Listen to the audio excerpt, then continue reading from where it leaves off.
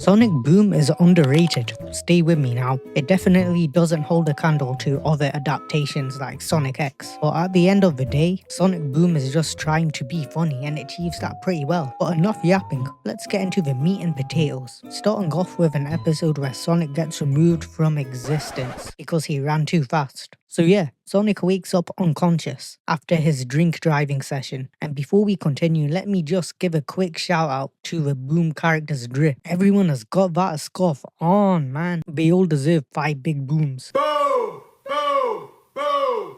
Boom! Boom! Sonic goes to find Tails to investigate why he woke up, to find himself in the gulag. Oh yeah! I forgot Styx was a part of Team Sonic in this series. She's a good character. I like how well she represents the working class. We gotta bring her back. We get a flashback to when the gang was abusing Sonic to make him faster, and after Sonic's labor is over, Tails creates a machine for him. Can I just say, Sonic Boom's dialogue is peak writing. These guys are cracking jokes so naturally every sentence. I'd mention all of them, but this video would then be 2 hours long. But let's play a clip. Not another speeding ticket. I'll fight it in court, but I don't think they're gonna accept gotta go fast as a medical condition. This is why you've gotta appreciate Sonic Boom. Where else are you gonna watch Sonic defending himself in court for going over the speed limit? This writing is fire. After Sonic kept peer pressuring Tails into making him go faster, it got to the point where he started producing shadow clones and disappeared into another reality. And he was looking for everyone for a while, but he came to the conclusion that this is probably Eggman's fault. So he pulls up to Eggman's lair and starts vandalizing his shit. Meanwhile, Eggman is in his lair currently in the normal plane of existence, so all he sees is his furniture get chucked all over the place by nothing. I guess it must have been the wind. Tails finds a way to communicate with Ghost Sonic for a bit, and after some investigation, Eggman can see Sonic is trapped in another dimension, so he uses this opportunity to attack the hood. And the rest of the team is fending off Eggman's surprise attack whilst Tails speeds up to join Sonic's dimension so that he can bring him back by rebooting the machine. There was this one point where it looked like they were stuck, but then Sonic remembered he and Robin low-diff Wally West. So he goes plus ultra to get him and Tails back to normality, and after Sonic carries everyone, the gang goes out to celebrate by eating some meth burgers. This next episode will really grab your attention because it's based off of my subscribers. Just a quick disclaimer, this episode involves lore-accurate Sonic fans and it's based on a true story. I would know because I was the Sonic body pillow. So we start off with Sonic doing a talk for Career Day after all the other NPCs had their turn, and the self-glazing plus move showcase followed by a mic drop was truly admirable. But sometimes that's not a good thing because then you attract the wrong type of people like one of my subscribers over here. Okay, I'll stop making that joke. Please don't leave, I'm desperate. After an uncomfortably long handshake with this guy, he asked Sonic for an autograph. That was good handshaking technique. A bit too good. Anyways, this guy didn't have any paper for Sonic to sign, so Sonic skedaddled. These type of heartbreaking moments where you meet your heroes are dangerous. Bro will either become the next Syndrome, or this moment will just fuel his parasocial relationship even further. I just had to do a quick Google search. This guy is called Mark the Taper, and he's gonna integrate himself into Sonic's life by any means necessary. And this begins with him slowly dragging his table to Team Sonic's, so they can coincidentally eat the same meal together. Uh-oh, Mark didn't get the same drink as Sonic. Clearly, he's not as good of a stream sniper as I thought he was. When Mark goes to get his drink changed, Amy the therapist points out he has an unhealthy attachment to Sonic, which is just ironic. At least Tails had the balls to point it out. That's my goat for you. By the time Mark came back with his orange juice, everyone finished eating, so they left him. But before they left, Mark invited Sonic to come his house to eat some of his homemade pie. And he also said that his door is always open. But he also said that if his door isn't open, then it's locked and deadbolted so that no one can get in or out. Yeah, this guy definitely kidnaps people that are underage. I can feel it. I don't have any evidence, but I will by the end of this episode. Sonic was waiting in line to resell some of his vintage sneakers, but Mark successfully stream sniped him and proposed he should deal with all of Sonic's menial tasks for him, so Sonic gets more time to be a hero. So Mark, the new assistant, cuts in line and the NPCs did nothing. I'd probably do nothing as well, I'm not gonna lie. But if you're gonna push in line, then you can't fumble or else the aura loss will be horrendous. Imagine having no motion to the point where you can't even pay for a stamp after talking such a big game. Luckily, Sonic finished saving a hot dog from not being eaten, And because he's such a chill guy, he passes Mork a penny and saves us from witnessing his crash out. Another duty Mork the assistant now has is that he's being Sonic's brain during fights. For example, he advised Sonic to do an inverted spin dash on the robot's vulnerable hamstring, and it worked. So all that cock-watching has now made Sonic completely dependent on Mork. Watching that robot get his hamstring bashed into is giving me PTSD. This is what they did to my boy Sokka. Free bro. Let's switch back to the episode. Whoa. Let's just forward it a bit. We don't need the video getting demonetized because Mork can't keep his hands to himself. Sonic ditches Mork to watch Captain Garbage 3 with friend group A, but Mork convinces Sonic to stay behind so that he can help finish the biography Mork is writing on Sonic. And as promised, Mork is now dropping Sonic off in his mini scooter. Do you understand how lazy you have to be drove around in this shitter when you can run up to 1 billion miles per hour? Look at how Mork is slowly turning my boy into one of those fat people in WALL-E. And now he's purposely crashed the fastest man alive into a rock at the speed of my upload schedule and completely crippled Sonic for the foreseeable future. At the moment, Sonic is trapped in Mork's house with nowhere to go, and if I were Sonic, I'd be shitting myself right now. Imagine waking up and you're trapped in a room filled with your Kaizen merch. This is what people mean when they say we are living in hell. And Mork's just shoving food down Sonic's throat whilst his homeboys found out the secret of the trash's love.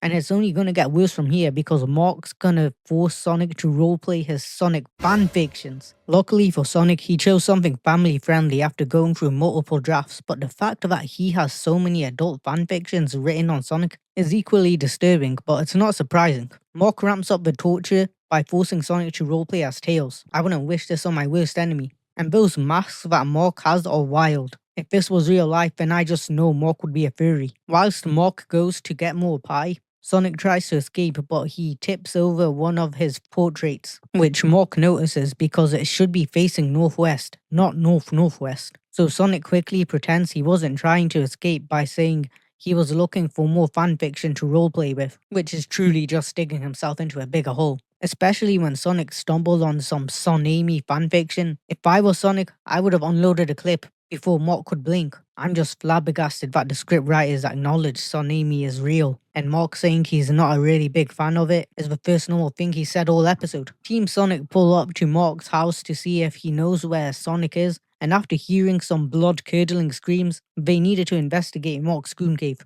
but he shut the door on them. Why didn't Knuckles just punch the door open? What's the point of those comically big fists? The gang decided to use their collective IQ of 67 to find a way into Mork's backrooms, and then they get hit by the easiest trick in the book, a log. And now everyone's crippled in bed together. Damn. Mork really wasn't kidding when he said no one escapes his goon cave. The gang decides to fight Mork because they outnumber him, but Amy and Knuckles stumble into the Sonic merch. Tails is just flying aimlessly, and Sonic cream pies Mork. Now that Sonic's cream is all over the place, Knuckles starts slipping on it and accidentally breaking Sonic's cast.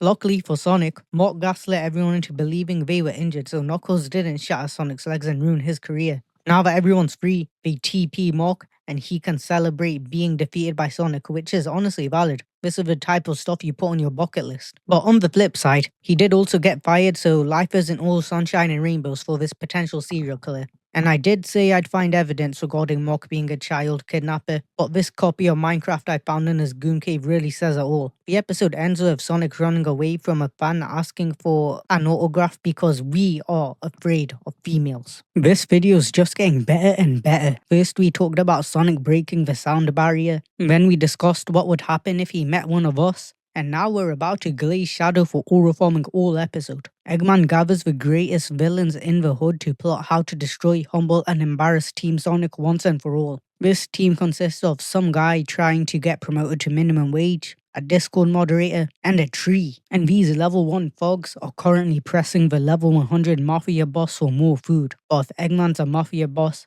then Shadow must be a level 1000 hacker. That's right.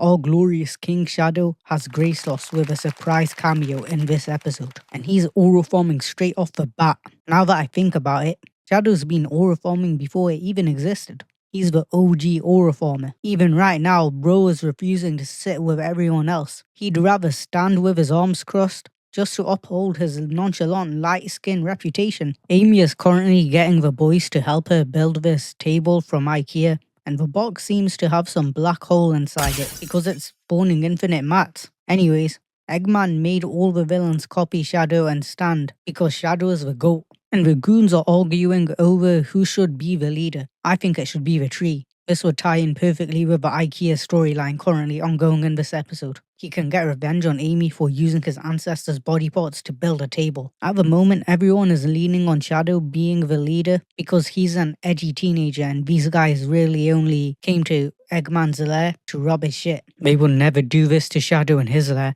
Eggman needs to take notes on how to lead himself, so he tries some trust exercises to fix this. The first one is the trustful and everyone passes except for Eggman because Shadow won't stop doing that ass pose. And the final trust exercise is called subscribe to your Kaizen. Every time someone catches the ball, they have to say subscribe to your Kaizen. Damn it, Shadow, you were supposed to catch the ball. This incompetence is why Maria died.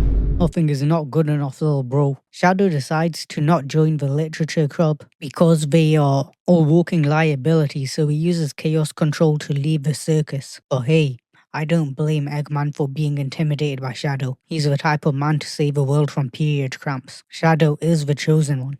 Team Sonic are still struggling with building the table and Knuckles accidentally broke his wood, so they go back to IKEA to get a refund. Shadow's aura brought all the villains together, and whilst the Sinister Six is plotting to take down the Hood, Team Sonic just got a new table from IKEA and are struggling to build it even worse now. Damn, what is with this show and sticky white fluids? They're clip bombing too much. Now that the table's been assembled incorrectly, the Hood gets jumped by the Sinister Six, so Tails flies his plane for surveillance. But then he gets chased down by another flying thing. And everyone's battling someone. Sticks got assaulted by a burger, Amy's battling the Clown Cartel, Knuckles is 2v1ing a cyborg and the tree, and Eggman won't respect the 1v1, so Sonic speed blitzed him real quick and then started threatening him. Luckily for Eggman, Shadow didn't disappoint and he's here to fight Sonic. If Sonic and Shadow fight in literally anything, then it becomes 10 out of 10. I don't want to hear it. Rewatching this episode is giving me 2024 winter nostalgia. Sonic 3 in the cinemas was peak, you just had to be there. Sonic chucks Shadow into a building, but then Shadow grabs Sonic's chin and takes him to the moon. And to add insult to injury, Shadow is aura forming on top of Sonic's broken IKEA table. This type of betrayal has got to be up there with Maria getting slimed.